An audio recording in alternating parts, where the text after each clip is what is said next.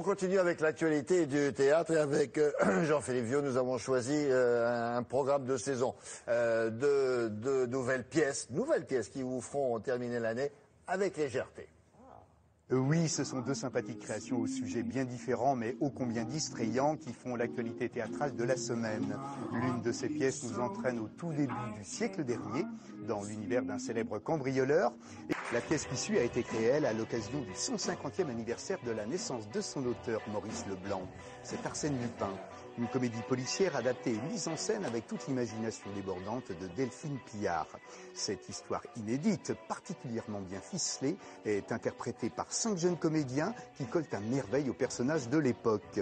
Nous sommes en 1908 en compagnie du plus romantique des gentlemen voleurs.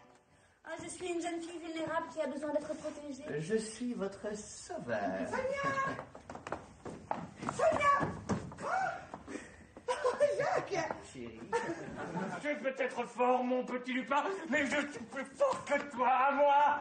C'est une aventure d'Arsène Lupin autour d'un vol qu'il essaye d'opérer, qui est le diadème de la princesse de Lamballe. Il va jusqu'à mettre en scène un faux mariage pour s'emparer d'un diadème, et je dirais qu'il est un caractère très enfantin. C'est un joueur. Il y a eu un crime? Mais pire que ça, inspecteur, pire que ça.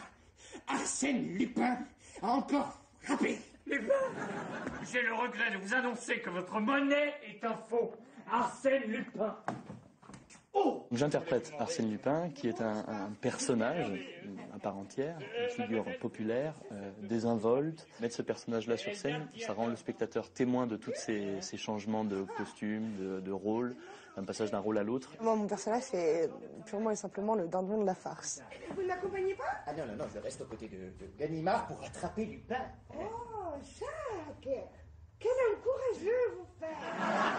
T'as failli te faire pincer. Nous nous retrouverons, cela vaut mieux. Non, il faut que je te parle, il faut que tu saches. On est vraiment, pour le coup, dans le code de la comédie, ça reste ludique, c'est tout public, c'est un spectacle assez familial. Et dans tout ça, on va essayer de démêler cette intrigue du vol du diadème de la princesse de Lamballe. Je savais que vous l'aimiez, je vous en avais fait une copie. C'est Picasso? J'ai pareil. Pareil.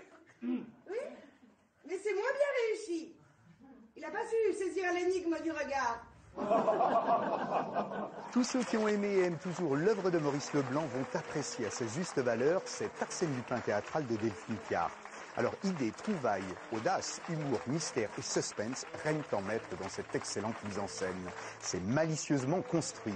Voilà un agréable et beau spectacle sans stars ni paillettes qui plaît bien naturellement à tous les amateurs d'histoires extraordinaires.